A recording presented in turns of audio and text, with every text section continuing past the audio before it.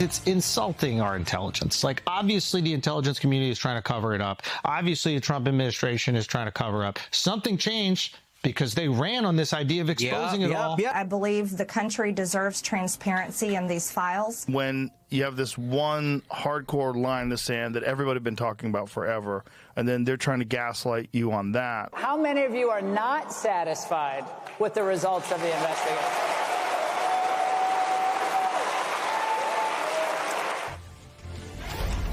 Uh-oh. Hi again, everybody. It's 5 o'clock in New York. Never before in his political life had Donald Trump dealt with this. Never before had he faced anger, this much anger and backlash from his loyal, faithful MAGA coalition, and especially that hardcore base. Calls for the release of the Epstein files became the undeniable first riff, the original sin that will not and would not go away. And any attempt to quell the furor and the appetite of his core supporters only enraged them even more. In a breathtaking new piece of reporting published in New York Magazine, adopted from reporting for an upcoming book called Regime Change, journalists Maggie Haberman and Jonathan Swan reveal a White House rocked and completely thrown off by indecision and concern as they navigated what to do with the Epstein files. They write this, quote, "Behind the scenes, the Epstein crisis was paralyzing the Trump administration to a far greater extent than the public knew. In their public statements, Trump's advisors were full of bravado, dismissing the crisis.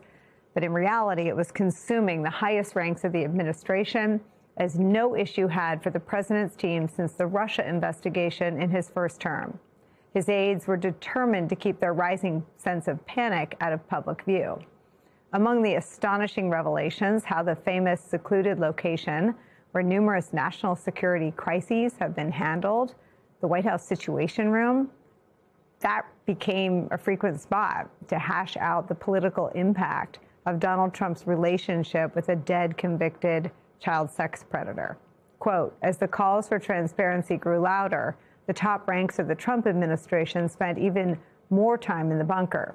By now, the Situation Room itself had become inseparable from the crisis, a guarded space where Trump's inner circle worked to steer the president around a scandal that would soon taint or consume careers at the highest levels of business, science, and politics. The new reporting, the result of more than 1,000 interviews, many given anonymously, goes into great detail about fissures among Justice Department officials about how to handle the fallout, including a massive fight between then Attorney General Pam Bondi and Dan Bongino, the deputy director of the FBI. They write this, quote, the day the memo was released, Bongino showed up to a daily Justice Department meeting with the FBI staff and the Attorney General. He was in a volcanic mood. As soon as he entered the room, he erupted at Pam Bondi, shouting at her. You effed this thing up from the start, Bongino yelled, quote, the way you've been talking about this, that dumb effing charade with the Epstein files, the files there on my desk, nonsense, all the promises to the folks out there. Patel and Bongino both subsequently told a White House official that Pam Bondi needed to resign. Yet looming over all of these discussions, Haberman and Swan write this, quote, there was one major obstacle in the path of a solution. The president himself still had no interest in transparency. He wanted the whole Epstein issue buried, and he was snapping at anyone who mentioned it. His staff largely avoided the subject in their conversations with him, forced to worry among themselves. The New York Times notes that in response to a request for comment, a White House spokeswoman repeated Trump's claims that he was innocent in all Epstein-related matters. The chaos and panic inside the White House over the Jeffrey Epstein files is where we begin the hour with some of our favorite experts and friends. Puck News senior political columnist and national affairs analyst John Heilman is here, so buckle up. Also joining us, political analyst, former Senator Claire McCaskill is here. I should just say, Jonathan Swan and Maggie Haberman, two of the most prolific and well-sourced reporters in this area. This is from their new book, Regime Change. And this is a book based on 1,000 interviews. Heilman, your first impressions of this? Well, my first impressions, Nicole, are that this book is going to be a big deal. It's out in a couple weeks, and you'll recall I was on set with you the day when a piece was published that was not a direct excerpt from the book, but that was based in Maggie and Jonathan's incredibly well-sourced reporting about the run-up to the war in Iran. And we spent a fair amount of time talking about what an extraordinarily vivid picture they painted of all the participants in that debate and the role of Bibi Netanyahu and so on. This story in the Times that is an actual excerpt from the book has every one of those hallmarks of authenticity, credibility, detail, and vividness that we saw in that earlier reporting, only more so. And I just, the top line thing I'll say, and we can get into all of this in more deeply later, but just merely the fact that throughout this excerpt, that the White House Situation Room, which we knew there had been some meetings related to Jeffrey Epstein, but we didn't know that the White House Situation Room through much of last summer was really ground zero for the war room that they assembled effectively to try to deal with the metastasizing crisis that the Epstein files created for Donald Trump. And the piece has amazingly vivid detail.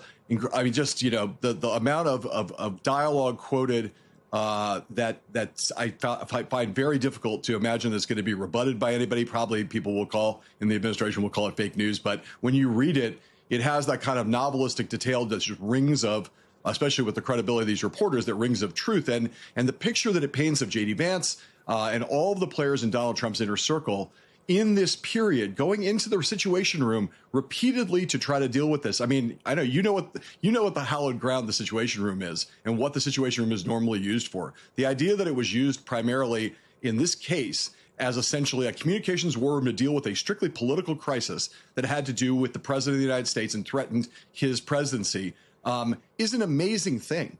And again, we'll talk, I'm sure, in this block about the details that are in it, but it is just mind-bending. And it does, in its largest sense, the story gives a lot of credibility to the notion that up until this moment, when the Epstein files became the major story that it became, Donald Trump was riding about as high as he had ever ridden in the White House.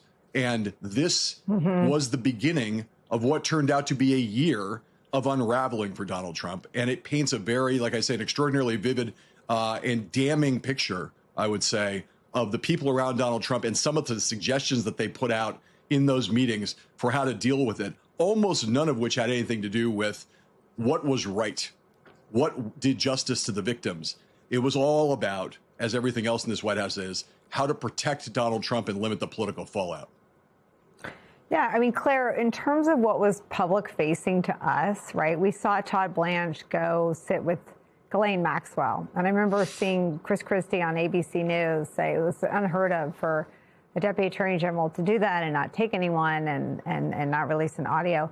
Well, the piece makes clear that none of the meetings in the sit room, and I have a theory about why they were in the sit room. I think they were hiding from Donald Trump.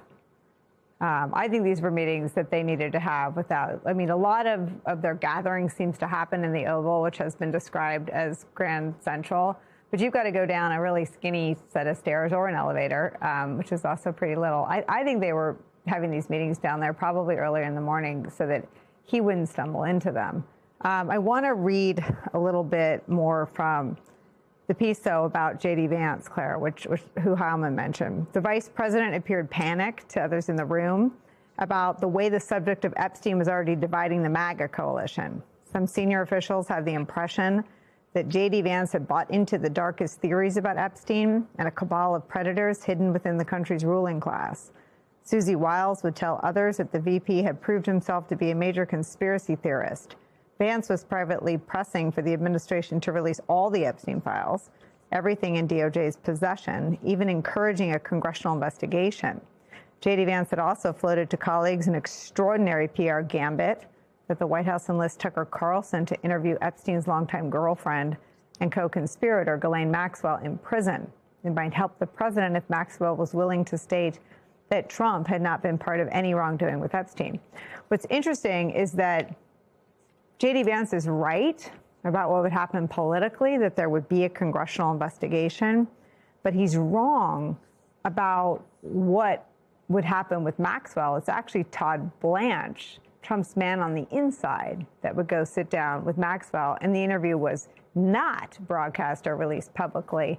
And I guess we don't know all the reasons why not. We can guess. Claire? Well, yeah. Listen, the interesting thing about J.D. Vance here is there are 2 times that it has been very obvious, and it's even more obvious now with this reporting, that he really disagreed with the Trump administration's position. 1 is the release of the Epstein files, and 2 is the Iran war. And if you look at those 2 things, those are largely responsible for the erosion of Trump's numbers in his own party. It is those 2 things where he has dramatically gone back on campaign promises to 1, expose the Epstein files, and 2, not get into wars. So J.D. Vance, his political instincts are correct here. Unfortunately, he has no power, and clearly the president doesn't respect his opinion because he's not listening. And yeah, they were in the sit room because they wanted to avoid Donald Trump. Who knew that the sit room was going to be the hallowed place where we talked about sex scandals that the president was afraid of coming out in public? And clearly there's only one reason this stuff hasn't been released. It's not, protecting the innocent. It's not him worrying about the victims. It is just Donald Trump. There is stuff in this file, and the article even references some of it. It's weird to be talking about nipples in the Deadline White House show, but they were talking about it in the sit room over Donald Trump's proclivity to have certain sexual activity with some of these girls. So this isn't going away. It will continue to be a deal. And now this book is going to open it up again, along with Gates testifying. We've still got other people in Epstein's orbit that are going to have to testify. And at the end of the day, they have done so much more damage. As always, the cover-up is always worse than the crime. In this case, I'm not sure. Hallman, we had you pinned as the person who would bring up the nipple clip, but it was Claire.